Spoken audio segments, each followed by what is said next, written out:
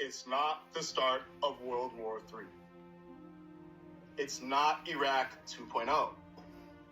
There is a risk of backfiring, and we should be honest about that.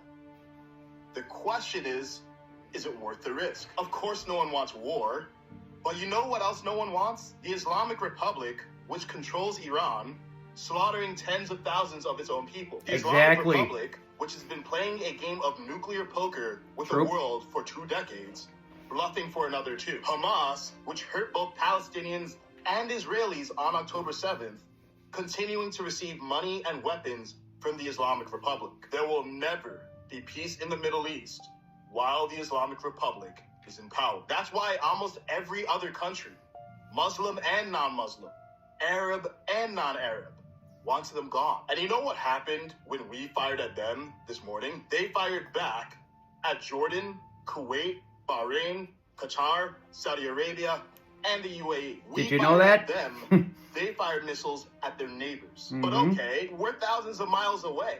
Why does that concern us? It concerns us because China, which is competing with us whether we like it or not, props up the Islamic Republic with money in exchange for oil. It's our concern because there's been an anti-American axis at play for decades. And while we've been fighting each other, they've been fighting us. So let's talk about the risk. If you're scared of World War III with China and Russia, you needn't be. We already tested their alliance last June when we bombed Iran's nuclear facilities. China and Russia drew words, but not weapons. A year later, and they're doing the same thing because their relationship with Iran is transactional. And without them, Iran is weak. The bigger risk is Iraq 2.0.